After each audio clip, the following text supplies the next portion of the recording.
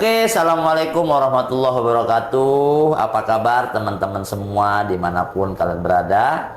Hari ini, malam ini baru ketemu lagi nih dengan saya nih di podcast Media Malahayati Konsultan. Ya, sudah berapa abad kita nggak ngadain podcast, tiba-tiba ada lagi. Dan alhamdulillah pada kesempatan hari ini kita kedatangan bintang tamu yang memang dimana bintang tamu yang kita hadirkan ini adalah seorang bidan, ya, seorang bidan yang biasa membantu orang dalam berbagai macam kebutuhan yang dibutuhkan oleh pasien-pasiennya. Ya, dan kebetulan juga beliau juga sebagai salah satu nasabah Malahayati yang terbantu di cabang Bandung, ya. Langsung aja saya perkenalkan dengan Eka. Bidan Eka. Ya. Nama lengkapnya? Eka Agustina. Nama lengkapnya Bu Eka Agustina. Ya. Bu Eka sehari-hari apa nih kegiatannya? Saya kegiatannya di rumah. Di rumah? Buka praktik ya, buka praktik mandiri. Buka praktik sendiri. Ya. Sudah berapa lama buka praktik sendiri? 12 tahun. 12 tahun? Ya. Wih, mantep dong. Berarti selama 12 tahun tuh buka praktik sendiri aja? Iya, baru di tahun ke-12 ada asisten. Oh, baru tahun ke-12, tapi sebelumnya pernah di rumah sakit apa gimana? Enggak, karena waktu itu kan saya memang udah tinggal di rumah bidan dulu tuh. Jadi waktu saya udah lulus langsung direkomendasikan untuk buka praktik sendiri. Oh, buka prakteknya di daerah mana tuh? Di Bandung, di Jalan Paledang Ciberem. Oh, Bandung tuh buat temen-temen nasabah-nasabah Bandung, warga Bandung ya. Itu layanan dari praktek Bu Eka ada apa aja tuh, Bu? Ada pelayanan ibu dan bayi ya, jelas. Ibu dan bayi, kehamilan, persalinan, imunisasi. Gitu. Oh, jadi banyak layanan-layanan yang memang bisa ibu sediakan untuk pasien-pasien ya. Udah 12 tahun ya berarti buka praktek. Lumayan tuh, udah pengalaman banget tuh. Ya. Bu Eka tadi kesini naik apaan? Pakai travel. Pakai travel. Gimana tadi, macet nggak? Alhamdulillah lancar. Alhamdulillah lancar ya. Dari Bandung ke Jakarta lumayan, kurang lebih 3 jaman ya pakai travel ya. Oke, Bu Eka, saya pernah dengar cerita nih ya Bu Eka ya, ketika Bu Eka sudah menjadi nasabah Malahayati, kenal dengan nasabah-nasabah lain di Malahayati, atau juga ketika ada pasien yang berobat ke Bu Eka itu yang dimana mereka mengalami permasalahan pinjaman online. Nah, itu saya dengar ceritanya cukup ekstrim tuh. Itu gimana sih? Coba ceritain dah. Dari efek dari pinjol gitu ya? Iya. Mungkin khususnya untuk perempuan ya, Bang. Khususnya untuk perempuan, karena hormon stres ini dapat mempengaruhi hormon-hormon reproduksi. Jadi hormon-hormon reproduksinya tidak akan ada. Terhambat gitu. Jadi ketika seorang perempuan, apalagi ini masalah finansial ya, pasti dia menganggapnya sangat berat sekali gitu ya. Banyak pasien-pasien perempuan khususnya yang jadi memang tidak menstruasi. Nggak menstruasi? Iya. Gara-gara stres? Iya, stresnya awalnya ya gitu. Awalnya coba-coba pay letter, jadi punya pinjol yang lain, jadi banyak. Jadi mereka ini ngomong ke Bu Eka kalau mereka ini ya sedang mengalami financial problem, yang dimana mereka punya aplikasi pinjaman online yang mungkin mereka udah nggak sanggup, dan efeknya jadi seperti itu. Iya, awalnya pasti ditanya dulu kan, teh kenapa ya teh? Soalnya hamil tidak. Hamil enggak. Ya, terus kontrasepsi tidak juga, tapi dia tidak haid berkepanjangan. Tidak haid berkepanjangan. Ya, sampai berbulan-bulan. Itu lalu saya tanya, kenapa teh? Gak apa-apa, cerita aja gitu ya. Atau ibu-ibu misalnya, gak apa-apa Bu, cerita aja sama saya gitu. Terus ibunya bilang sebenarnya lagi ada masalah ekonomi Bu, gitu. Cerita aja semuanya. Langsung cerita, karena berarti ini nambah lagi nih cerita tentang korban pinjol nih. Nggak cuma korban harta, korban nyawa, ya. Jadi juga ada korban secara medis, apa sih namanya tuh? Iya, korban kesehatan kan? Korban kesehatan ya. yang mengakibatkan fungsi dari organ tubuh manusia itu jadi nggak maksimal. Ya, jadi sebenarnya kalau kita bahas dari stres ini, efeknya itu ke tubuh memang kesehatan secara menyeluruh. Kalau kita mau bahas tekanan darah, itu mulainya juga dari stres. Kita mau bahas gula darah, itu juga dari stres. Dari stres. Ya, kita mau organ reproduksi ini misalnya ya, itu tadi baik perempuan atau laki-laki akan mengalami hambatan untuk bereproduksi. Laki-laki? Sama, laki-laki juga tidak akan ada spermanya. Masa? Iya, bahkan. Nah, ini menarik nih teman-teman nih. Betul. Ya. Waduh, kacau dong. Betul. Ya, kalau pernah deh ada pasien laki-laki yang stres, dia mungkin punya permasalahan di pinjol, stres sampai tidak bisa mengeluarkan sperma, itu ada? Iya ada, jadi saya ada yang datang nih, bukan hanya satu orang, beberapa orang, mungkin ada 5 orang. Saya ada tanya, 5 orang? Ya Bu, saya udah nikah nih udah lama, udah 3 tahun, udah 5 tahun, kok nggak hamil-hamil. Saya tanya, Bu harus periksa nih suaminya juga, bukan hanya ibu aja. Betul. Terus saya suruhlah suaminya periksa juga ke laboratorium, dicek spermanya, ternyata spermanya 0. 0? Iya, spermanya 0. Nggak Maksudnya ada 0 gimana itu teh? Tidak ada sperma, jadi hanya cairannya saja gitu. Hanya Tapi cairan saja? Ya. Waduh, gawat. Spermanya tidak terproduksi karena hormon stres atau hormon kortisol ini menekan testosteron untuk menghasilkan sperma, nggak ada. Nggak ada? Iya. Berarti yang keluar itu hanya cairan aja? Iya, cairan bening semennya gitu? saja, iya. Namanya cairan semen. Sedangkan spermanya tidak ada. Nah terus ketika terjadi hal seperti itu, solusinya apa tuh, Bu? Kalau pertama tuh saya saranin juga nih ke dokter urologi atau ke dokter bagian uretra gitu ya, apa namanya teh, buat saluran kemih. Katanya teh, tapi Bu normal juga katanya gitu, nggak ada masalah gitu kan. Nah diperiksa juga itu ke dokter, ini hanya nggak ada spermanya tapi organnya semua normal, baik suami ataupun istri. Akhirnya saya tanya lagi, nanti teh kalau lagi santai datang lagi ke sini sama suaminya, cerita aja kenapa. Ya udah, akhirnya terbuka. Tekanan kerja, terus akhirnya harus punya pinjol. Jadi memang cerita tentang korban dari pinjaman online ini unik-unik ya. Jadi nggak cuma korban harta, korban nyawa.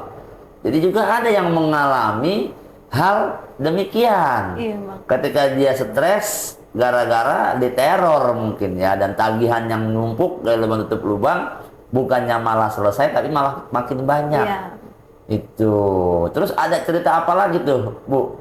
Ketika ada yang memang kebetulan dia berobat, punya masalah di pinjaman online, apalagi tuh keunikan-keunikan pasien nih ketika dia konsultasi atau berobat?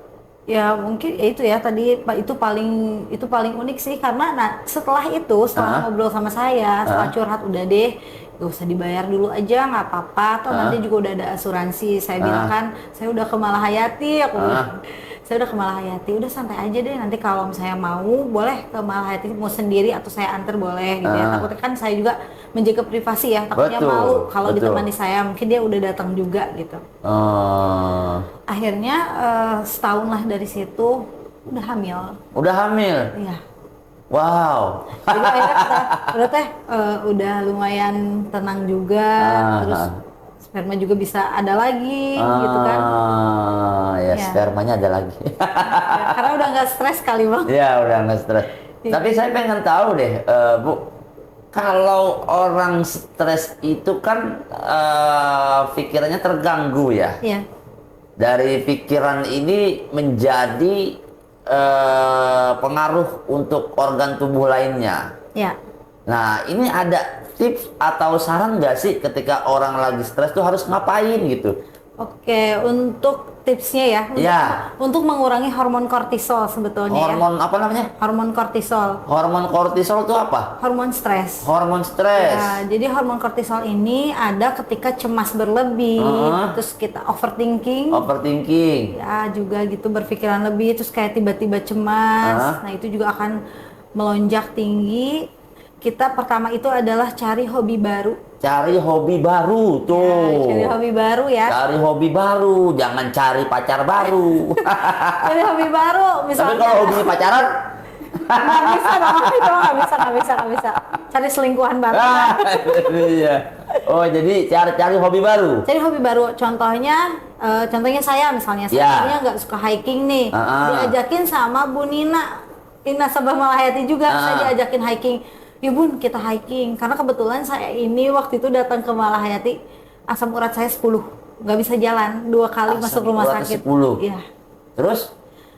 Udah dari Malahayati udah ini sehat-sehat aja, udah bisa naik gunung. Udah bisa naik gunung. Itu ibu ikut naik gunung? Iya, jadi saya jadi naik gunung, kan tadinya enggak. Oh, jadi cari hobi baru. Cari hobi baru.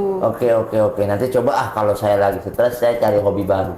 Kalau hobi saya kan saat ini main futsal. Berarti kalau saya nyari hobi baru, saya apa ya? Oh, jadi itu ya. Jadi namanya hormon apa, Bu? Hormon kortisol. Hormon kortisol. Nah, hormon kortisol itu apa namanya ya? Apa sih tadi saya pengen nanya tuh ya? Hormon kortisol itu ada dalam aliran darah atau apa sih? Iya, dalam aliran darah kalau kitanya stres. Kan kita itu punya di kepala kita itu ada hipotalamus. Di dalam kepala kita nih? Ya, di sini ada hipotalamus. Kelenjar hipotalamus sama kelenjar hipofisis atau kelenjar pituitari. Di situ tuh adalah pusatnya memproduksi hormon kortisol. Di situ. Jadi tapi nanti kalau misalnya hormonnya tinggi, hormon yang lain itu diblok. Bukan hanya hormon reproduksi, tapi ada hormon tiroid, hormon pertumbuhan. Oh, berarti kalau hormon kortisolnya tinggi, itu hormon-hormon yang lain bisa keblok. Iya. Karena hormon kortisol itu jadi ketika kita mengalami cemas berlebih, takut berlebih, kekhawatiran berlebih, hormon kortisol kita ini tinggi. Iya. Dan itu memblok hormon-hormon lainnya. Iya. Wah, bahaya. Bahaya.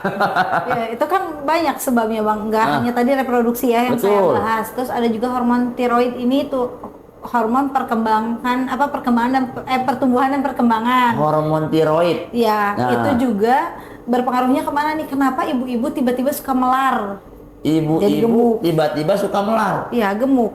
Gemuk. Iya, gemuknya di mana? Di perut, di paha. Itu khas banget, ibu-ibu yang stres pasti di perut sama di paha. Oh, jadi kalau ada ibu-ibu datang ke Malahayati lagi stres pinjol ya gemuk-gemuk pasti. Iya. Karena nanti dari hormon tiroid ini metabolisme tubuh jadi melambat. Metabolisme tubuh jadi melambat. Iya, jadi nanti makanan yang kita makan ini jadi terus menumpuk jadi lemak. Oh. Gitu. Tapi ada lagi yang... Tapi Bu, mohon maaf saya potong. Bukankah ketika orang lagi stres nih, kan hormon kortisolnya tinggi. Ya. Itu bukannya malah makan tuh malah malas atau nggak enak gitu? Ada juga yang jadi banyak makan. Jadi ada juga yang banyak makan. Namanya reaksi psikotik kalau di psikologisnya itu. Ada reaksi psikotik itu yang berlebih, yang jadi banyak makan atau jadi yang kurang makan. Ada yang jadi senang tidur, ada juga yang jadi senang begadang. Nah, itu reaksi psikotik. Dari stres itu.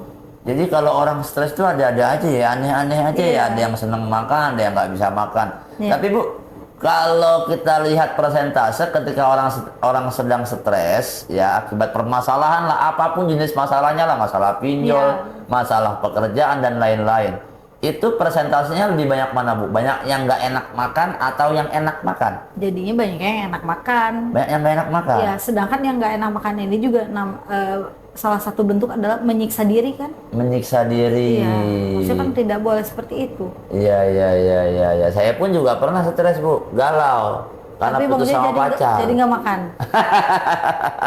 Galau putus sama pacar, stres, nggak makan 2 hari. Oke. Jadi memang beraneka ragam ya Bu ya. Orang ketika mengalami khawatir berlebih, cemas berlebih, pastikan tekanan dalam pikiran itu mempengaruhi semua organ yang ada dalam tubuh kita nih, ya kan.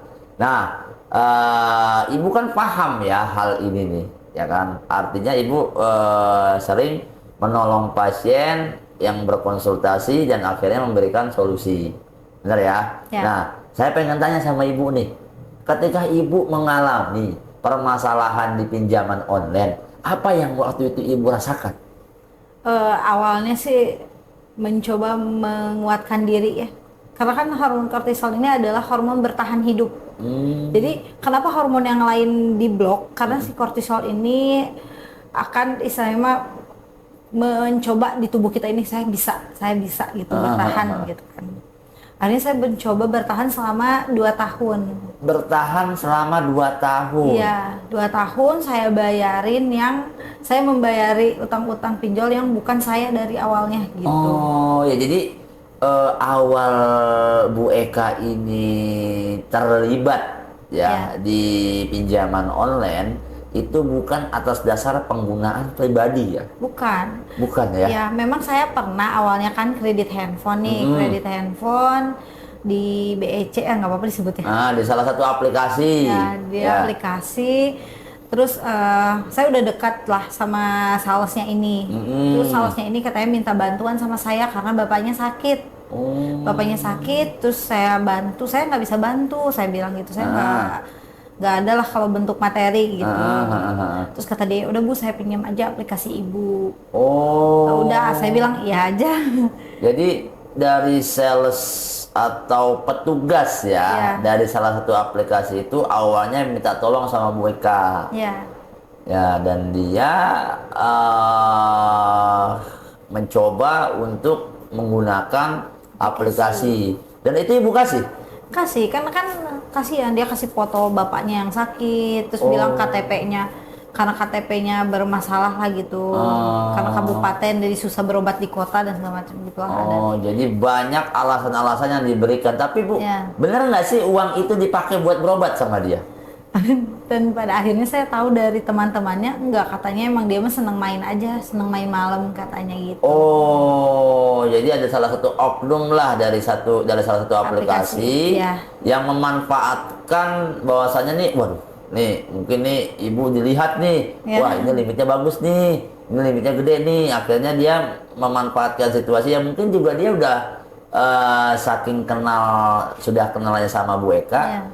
Wah, nih Bu Eka orangnya baik nih, ya kan, kalau aja bisa nih gua coba nih seperti ini. Akhirnya mungkin pada saat itu Bu Eka nggak tega sama dia karena menunjukkan foto bapaknya lagi sakit dan lain-lain, akhirnya memberikan. Nah itu nominalnya berapa Bu?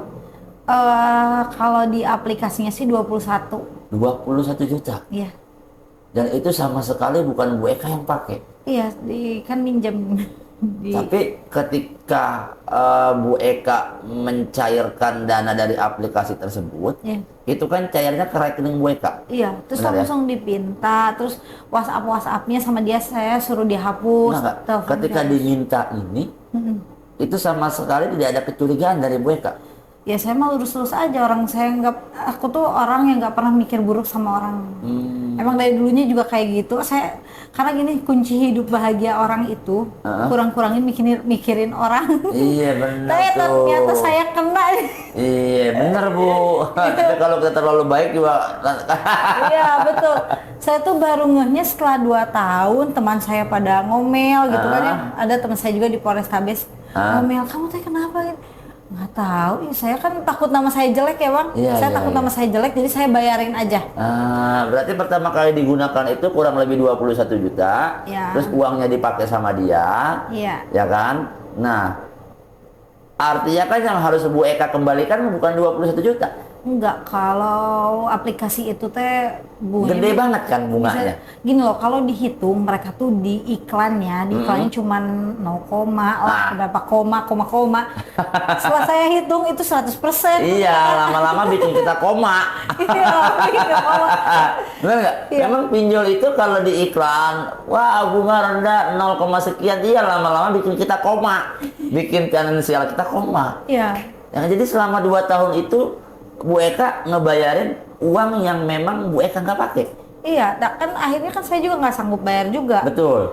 Saya jadi dari aplikasi tersebut ya saya juga pinjam lagi juga buat bayarin yang sebelumnya. Jadi akibat kita kena bujuk rayu dari orang. Ya karena kita nggak mau suhujon ya tadi Bu Eka ya.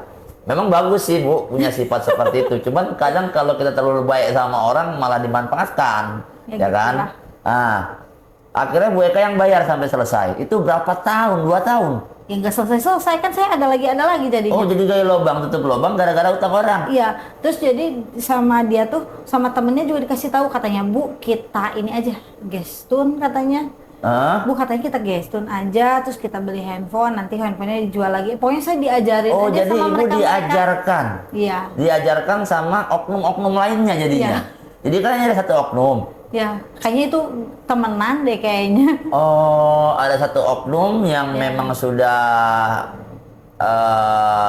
mengarahkan Bu Eka ke hal yang tidak benar. Ya. Lalu ketemu lagi dengan oknum-oknum lainnya yang dimana mungkin mereka mencari keuntungan ya. Iya, sama mungkin sama-sama teman-temannya juga. Dan terakhir mungkin ini mah baik ya orangnya.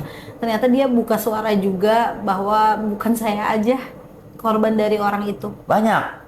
Astagfirullahaladzim. Kita tinggal tunggu aja mungkin nanti pada ke Malahayati. Makanya kan begini loh Bu. Banyak. Makanya kita kan nggak semua korban pinjol ataupun nggak semua kita yang kena permasalahan pinjol itu berawal dari kesengajaan. Iya. Nggak semua gitu loh. Jadi berbagai macam peristiwa lah. Ya ada memang yang sengaja, ada. Bahkan malah saya bisa bilang, mana ada sih orang yang baik-baik aja mau tiba-tiba pinjem, pasti dia kan dalam keadaan tertekan. Betul. Dan itu saja dari awalnya sudah mendapatkan kerugian secara mental. Betul. Dia kan tertekan. Itu contohnya misalnya ada teman saya nih, gara-gara kan teman saya ini kerja kayak di apa sih? Gitu. Oh, di retail. Dia kayak gitu, terus dia tuh jadi kepala toko, suruh ganti rugi. Kalau ada tombokan, Iya, biasanya begitu kalau di situ. Terus ternyata setelah saya cari tahu informasi, kadang si bos-bos retailnya ini juga dengan sengaja, kan semua barang itu tidak akan ada mungkin hitungan yang pas. Ya. Karena ketika input nih misalnya ada kesalahan dari kasir. Ya. Misalnya contoh ya Bang, Indomie goreng sama Indomie kuah itu harganya beda. Betul. Dia salah input nih. Inputnya misalnya Indomie goreng, ternyata dia belinya Indomie kuah. Ya pas dihitung stoknya ya beda dong jadinya. Itu kan emang udah kayak gitu ya? Ya memang seperti itu sih juga. Ya mungkin itu cacat sistem jadi. Ya memang ada aja lah itu mah. Iya. Oke. Jadi ibu nih sebenarnya memang tidak pernah menggunakan uang tersebut atas dasar memang kasihan. Iya. Ya yang menyebabkan ibu jadi membayar yang dimana itu bukan uang ibu pakai. Iya. Ya kan? Membayarnya pun jadi kena gaya lubang tutup lubang. Iya. Benar ya Bu ya? Dan mobil juga hilang. Mobil hilang. Siapa yang ngambil? Dijual. Dijual. Karena pinjol. Iya kan saya daripada minjem-minjem lagi ya udah saya jual mobil gitu. Oh jadi ibu merelakan satu mobil ibu nih untuk hutang yang memang tidak ibu gunakan. Iya. Nah ini yang harus kita pahami teman-teman semua. Ya, jadi tidak semua korban, tidak semua orang menggunakan aplikasi itu atas dasar kesengajaan. Ada juga yang mungkin posisinya seperti Bu Eka, yang dimana terlalu baik jadi orang, dimanfaatkan oleh orang lain, oleh oknum lah ya. Dan sehingga menyebabkan jadi jual aset ya Bu ya. Iya. Nah, ketika ibu jual mobil tuh Bu ada perasaan sedih ya Bu? Ya sedih, mana mobil kesayangan gitu misalnya ya. Terus akhirnya pas udah jual mobil itu, pas berikutnya lagi, aduh aku jual apa lagi nih? Mau jual motor atau gimana lah gitu, atau mau jual rumah? Gak jadilah. Saya scroll itu Instagram, cari-cari. Sebenarnya saya tuh sebelum ke Malahayati itu saya udah datang ke konsultan lain. Konsultan lain? Sama di Bandung juga. Di Bandung Tapi juga? dari saya baru datang itu udah dipintain uang. Dipintain uang? Iya. Maksudnya tuh dengan jumlah besar. Tapi dia tuh nggak ada format yang jelas apa. Terus saya pikir daripada nanti saya tiba-tiba dia kabur gimana Bang? Iya. Nah, terus adalah dari suami itu teman saya ada. Dari suami? Iya dari suami. Suami ibu tahu Malahayati berarti? Iya karena temennya ada yang ke Malahayati sampai beres. Oh temen suami? Iya. Ada yang pernah dibantu sama Malahayati? Iya sampai beres. Sampai beres. Terus datang nih sama suami? Ke Malahayati. Ke Malahayati? Iya datang. Itu datang. Juga habis dirawat dulu di rumah sakit. Kenapa dirawat? Ya kan itu asam uratnya 10. Siapa tuh? Saya. Sampai kena asam urat Iya, ya? kan tadi dari hormon stres itu juga bisa bikin meningkatkan produksi purin atau asam urat. Oh. Ya di ginjal, jadi ginjal kitanya mampet lah gitu ya. Jadi efek Iya. dari kita stres ini kemana-mana ya? Iya, sampai dokternya bilang ibu mau olahraga atau minum obat seumur hidup atau nanti ibu akhirnya cuci Minum darah. obat seumur hidup? Iya. Waduh. Atau enggak cuci darah, soalnya ini udah 10 gitu kan. Sampai kalau kambuh itu nggak bisa jalan kaki. Waduh. Iya. Sampai seperti itu? Iya. Ya. Sekarang juga masih sih, tapi udah membaik. Kalau sekarang cuma kesemutan doang. Kesemutan? Iya, makanya saya awal kan, kok saya ada kesemutan sampai kesemutan kepala. Nggak mungkin kan kalau sakit mah sakit ya di kepala. Ini tuh kayak ada kesemutan di kaki tapi di kepala. Itu karena stres juga sama. Karena panik, stres, cemas. Gimana nih? Aduh bulan depan gimana nih? Gitu. Ya, jadi memikirkan hal yang akan datang gitu ya. Iya. Oke. Jadi waktu itu suami pun tahu ya masalah yang Bu Eka hadapi terkait permasalahan di pinjaman online itu suami tahu.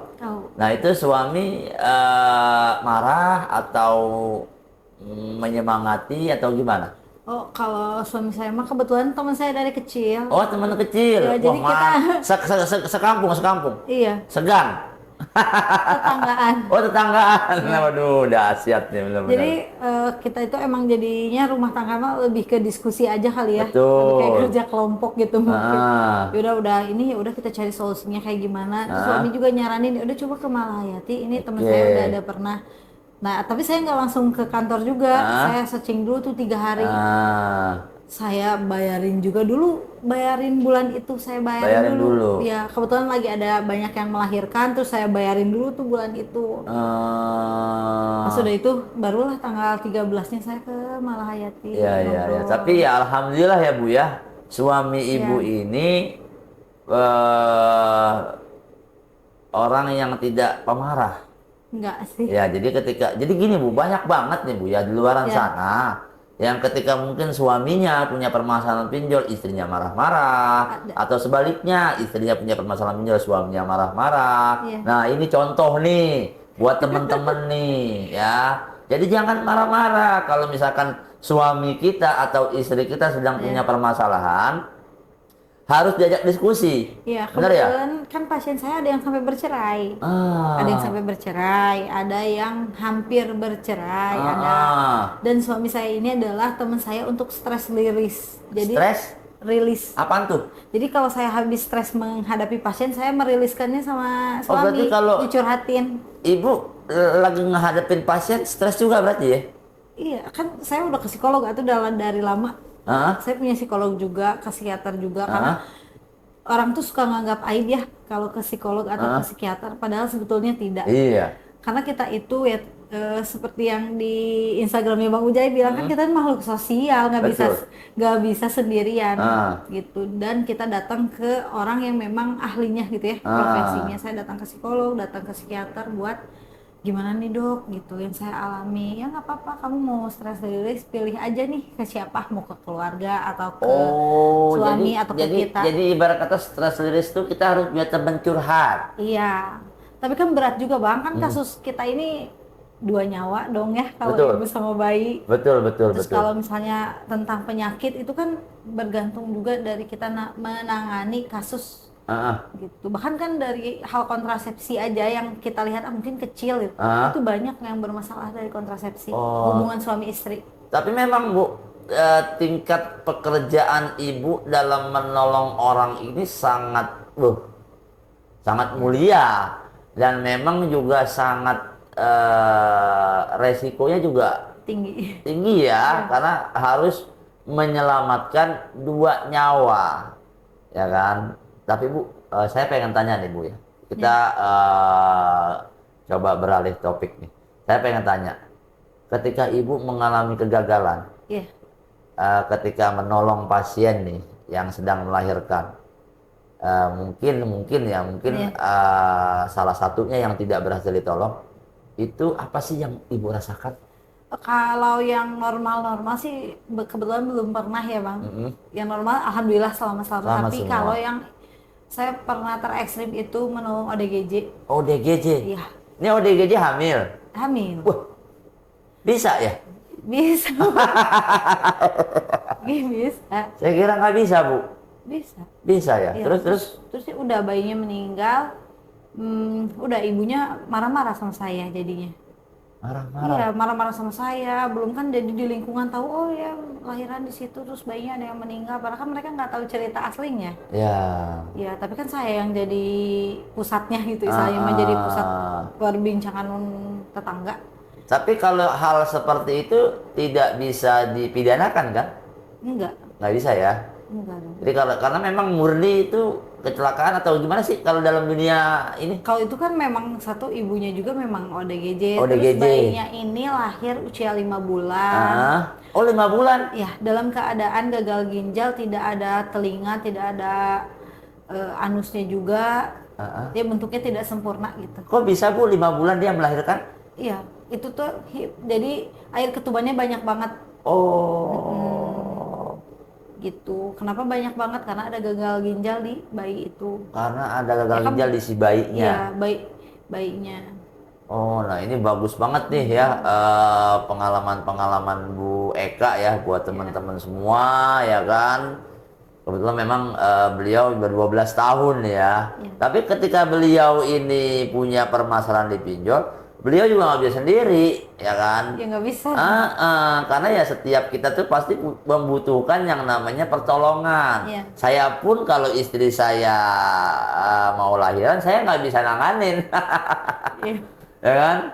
Nah jadi ketika itu Bu Eka curhat sama suami tentang permasalahan pinjaman online, alhamdulillah dari suami pun tidak menghakimi ya, malah bagus banget bisa diajak berdiskusi. Benar ya Bu Eka ya? Jadi ini contoh nih buat teman-teman semua ya, jangan dihakimi tapi ajak diskusi supaya menemukan solusi ya. Dan di situ Bu Eka scroll dulu tentang Malahayati selama 3 hari. 3 hari. Ketika proses scroll cari tahu Malahayati, itu masih sempet bayarin ke aplikasi pinjaman online-nya. Iya. Masih sempet. Nah terus kenapa kok Bu Eka memutuskan untuk ke Malahayati? Jadi saya ini tipe orang yang nggak mau telat. Betul. Jadi sebelum jatuh tempo saya udah bayarin dan jauh-jauh hari. Akhirnya, aduh saya ini bulan depan nggak akan bisa. Oh, udah ada feel ya. Emang nggak ada uang, emang nol. Emang nol. Nggak ada. Jadi, terus udah nol aja di rekening saya tuh nol, udah habis. Udah itu saya bulan depan kayaknya nggak akan sanggup gitu. Udah akhirnya saya datang ke Malahayati ini dalam keadaan demam. Baru pulang dari rumah sakit, masih sakit juga. Terus ya udah masih banyak keringat dingin kan kalau lagi sakit gitu. Udah datang aja ke Malahayati. Sama suami? Sama suami. Diantar ya sama suami ya? Diantar. Nah ini harus anterin kalau istrinya.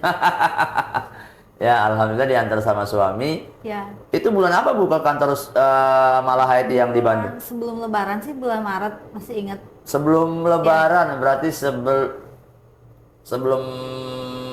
bulan puasa dong berarti? Bulan puasa. Bulan puasa, terus datang ke Malahayati, terus kata orang-orang di sana santai aja Bu, nanti ya ngobrolnya satu-satu karena lagi banyakan banget. Ada yang di luar lagi nangis-nangis. Ada. Ada yang di kursi lagi sampai tiduran di kursi. Kata aku tuh menyeramkan banget ini masuk orang-orang pada begini. Menyeramkan banget gitu kan, terus kan ngantri gitu kan, satu-satu masuk, terus ya udah dipanggil ke atas. Udah nafas dulu karena yang sebelah udah nangis-nangis nih. Ya, aku bakal gimana ya, terus aku ngobrol. Ya udah saya cerita Bang, begini saya cerita. Sama siapa tuh? Waktu itu ke Bang Rafiq. Rafiq? Ya. Oh sama Bang Rafiq, terus? Ya. Terus kata Bang Rafiq santai aja Bu. Ini kan sistem negara kita ini pakai sistem. Sekarang udah zamannya era digital gitu, dan pasti juga ada oknum-oknum yang tidak menggunakannya dengan baik. Betul, gitu. jadi diedukasi dulu lah sama tim di cabang Bandung, ya kan. Nah saya pengen tanya nih sama Ibu nih, ya. Ada paksaan nggak sih Bu ketika Ibu datang ke kantor Malahayati dan ada dari tim kita tuh ada yang maksa nggak? Bahwasanya Ibu ini, Bu, ayo udah sama Malahayati aja. Ada nggak sih paksaan? Nggak ada, bahkan jujur ya Bang, jujur aja nih. Aku tuh kan memang baru komitmen ya. nggak ada yang maksa. Bahkan ketika saya kan pernah rame nih disamperin orang nih ke rumah, banyakan terus, tapi kata Bang Ali yang datang ke Malahayati 13 orang, tapi yang masuk ke rumah saya itu hanya 5 orang, gitu. Terus mereka itu kayak menghasut kayaknya ya. Bilang ke saya bahwa mereka itu nyuruh saya refund dari Malahayati, terus nanti uangnya kasihin aja ke mereka gitu. Terus nah ibu udah dimintain uang berapa, ya saya bilang jujur aja, saya nggak dipaksa kok gitu. Kalaupun belum ada juga nggak apa-apa. Betul Gitu. Tapi Dan, banyak orang yang bilang datang ke Malahayati sampai kantor Malahayati itu dipaksa. logis aja kali ya Bang ya. Saya kan bidang jasa nih. Betul. Ini kan bidang jasa ya.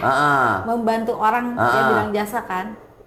Masa mau dibayar gratisan? Saya kan nggak mau yang lahiran ke saya terus gratis. Ya, sama aja, saya ngerti pasti kan harus bayar. Masa jasa orang nggak dibayar? Betul.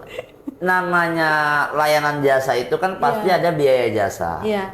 Ya mungkin kalau di Malahayati itu kan kalau hanya sekedar konsultasi, sekedar komunikasi, itu mungkin gratis, Bu. Iya. Tapi kan ketika ada tindakan atau penanganan atau mau dilakukan pendampingan, sudah otomatis ada yang namanya biaya jasa. Iya. Sama dong, sama ibu juga kan. Ketika datang orang konsultasi, sharing-sharing, ngobrol-ngobrol. Tapi ketika dia mau tindakan, baru kan? Nah itu, makanya ini saya juga bingung, Bu. Banyak di luar sana yang menggiring opini, menggiring narasi, bahwasanya kalau orang datang ke Malahayati itu dipaksa. Kayaknya belum sampai beres deh, atau mungkin dia masih ada dalam tekanan. Makanya kita ada NMT ya Bang ya. Jadi di NMT itu saya baru ikut sekali sih. Oh, udah pernah ikut training NMT? Udah. Tapi itu luar biasa karena di dalamnya emang diakhiri dengan kalau aku suka bilang tuh peer support group. Jadi kita saling mendukung satu sama lain korban pinjol ini dengan relaksasi, kan ada didampingi, kita relaksasi. Oh ya, ternyata kita tuh lupa buat sayang sama diri kita sendiri loh.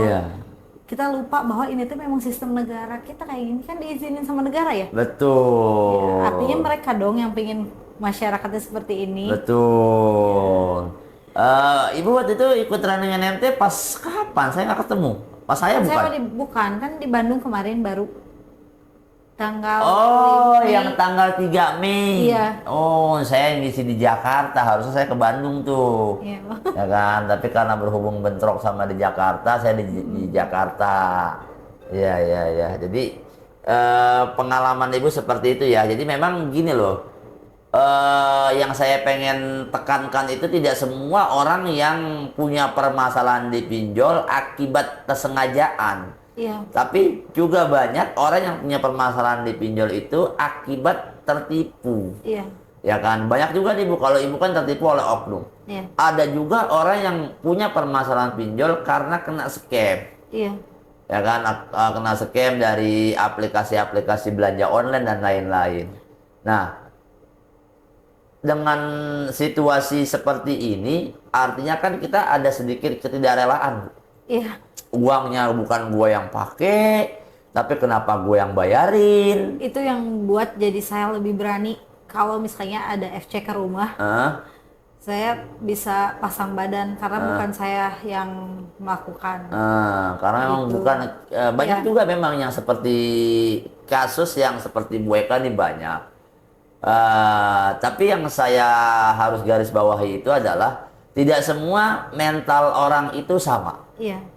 Ya, ada yang mentalnya kuat, ada yang mentalnya sedang, ada yang mentalnya down. Mungkin karena lantaran bukan Bu Eka yang menggunakan, Bu Eka jadi ada sedikit keberanian. Tapi ada juga Bu. Tapi kan awalnya nggak berani Bang, awalnya takut data saya rusak, takut nama saya rusak awalnya, makanya saya bayarin kan. Tapi ya udah setelah ke Malahayati, oh ya saya jadi lebih ada pencerahan. Ya karena saya udah tahu nih sistemnya seperti apa. Misalnya gini kan Abang misalnya tidak tahu tentang teori persalinan. Betul. Saya juga tidak tahu nih teori si pinjol ini kayak apa, teori sistemnya keuangan ini seperti apa. Nah setelah masuk ke Malahayati saya diberikan ilmu baru. Nah jadi saya tahu, jadi lebih berani. Karena kan cuma dua ngadepin masalah, nambah ilmu sama nambah iman. Betul. Satu lagi Bu, kalau kita mau ngobatin stres harus cari hobi baru. Iya, cari hobi baru. Betul, Ini saya betul, dapat Bang. ilmu nih dari Bu Eka nih. Iya, Jadi cari nanti hobi saya baru. jadi tahu nih, oh kalau gue lagi stres, gue harus tahu nih harus ngapain nih.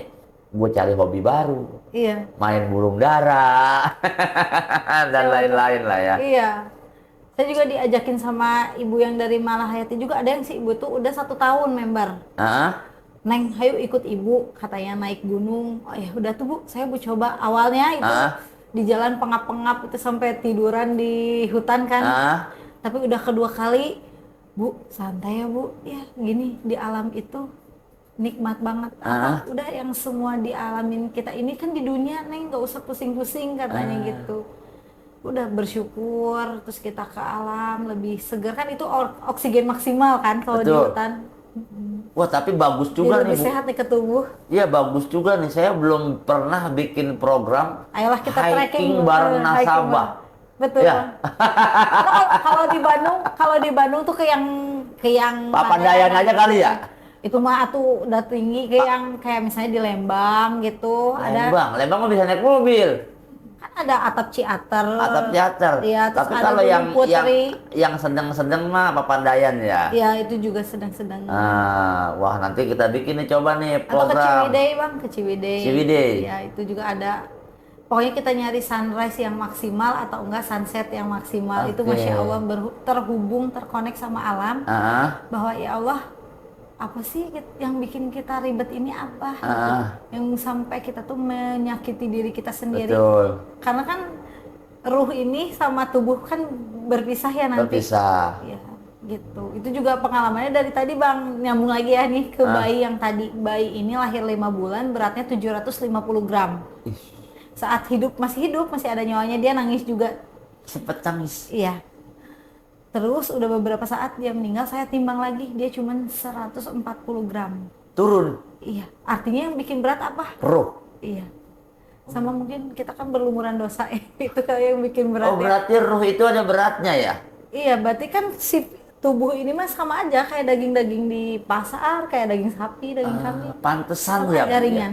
Kalau kita dalam keadaan ada ruhnya, kita nyebur ke danau, itu tenggelam. Iya.